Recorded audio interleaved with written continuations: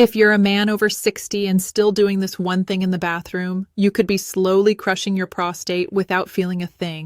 It's not about your diet, your medications, or how often you go. This is about a subtle habit that most older men never question, but it's silently inflaming your prostate, day after day. In this video, I'll walk you through the 3 most overlooked bathroom mistakes seniors make, the surprising science behind them, and the simple changes that can protect your prostate for the long haul.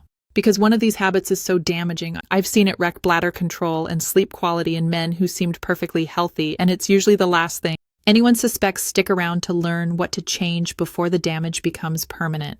I'm Dr. Eli Morgan, a men's health specialist with over 35 years of clinical experience treating prostate and urinary issues in older adults. And today I'm giving you the unfiltered truth. Most doctors are too polite or too rushed to explain.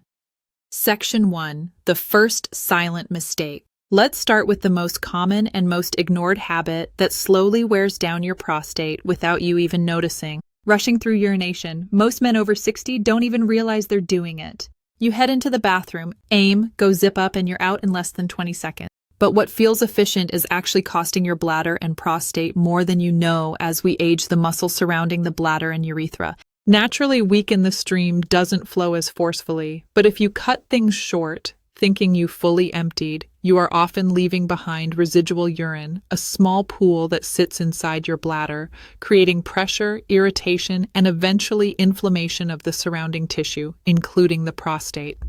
I once treated a man named Victor, 71, a retired paramedic who prided himself on being quick and efficient. He started waking up 4 times a night, constantly feeling like he hadn't finished peeing. When we did a bladder scan, he was holding over 180 milliliters of urine. After each trip, more than a cup left behind each time. What's worse?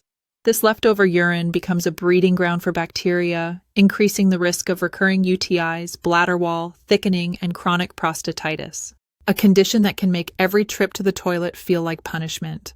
Section 2. The simple fix that most men skip. So what should you do instead? It's surprisingly easy. Just wait. After you think you're done urinating, stand there for another 10 to 15 seconds. Breathe, relax your lower abdomen. What often happens next is what I call the afterflow, a second quieter release that helps fully empty the bladder.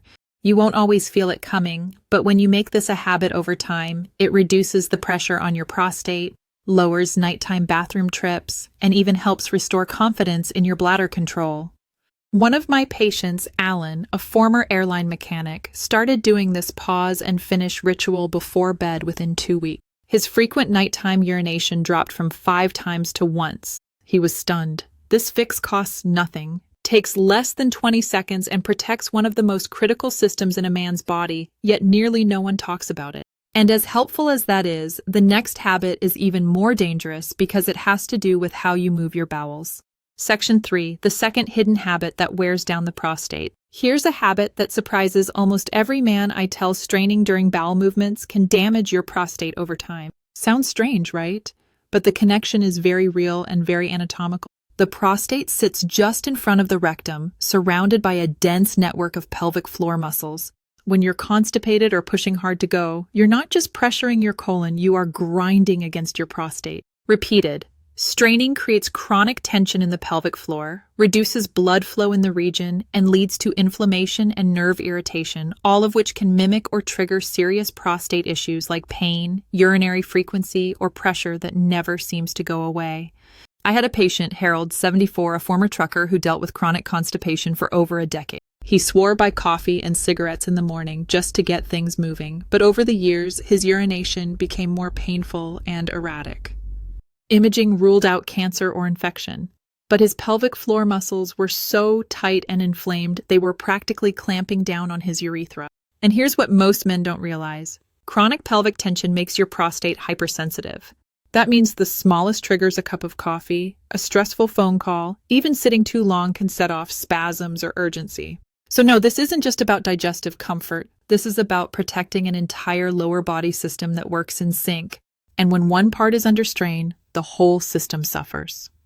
Section 4. How to poop without hurting your prostate. Let's make this simple. If it feels like work, you are doing it wrong. First rule, don't ignore the urge when your body says it's time. Listen, holding it in leads to harder stools and more straining. Second, never force it. Straining is not a sign of strength.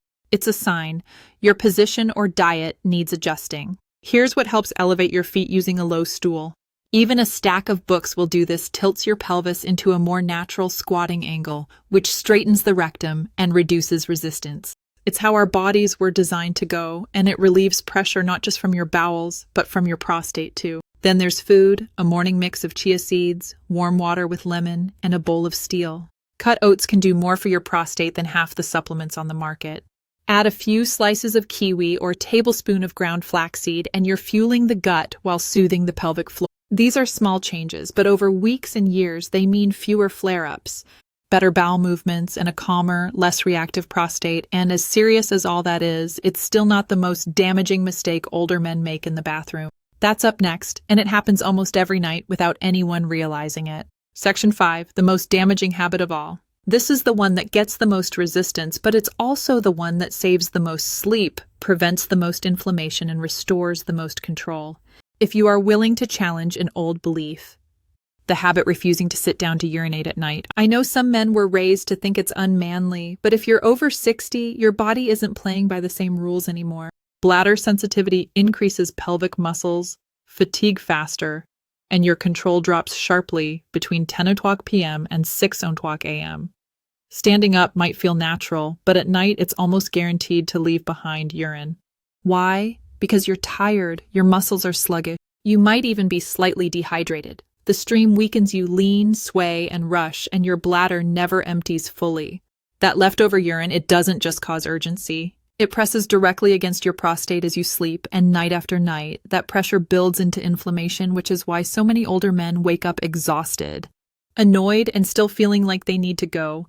There was a gentleman named Roger, 68, a retired firefighter, proud, disciplined, but constantly interrupted by bathroom runs at night. He tried every supplement, nothing worked. I convinced him to try sitting down to urinate after 9 o'clock p.m. every night. Within 10 days, he went from 4 wake-up a night to just 1 by week. 3. He was sleeping through till 6 o'clock a.m. for the first time in years. And this isn't just anecdotal. European urologists have been recommending sitting to pee for older men for over a decade, especially those with enlarged prostates. It relaxes the pelvic floor, it encourages a full emptying, and reduces dribbling, which means less irritation and less waking up, soaked or sore.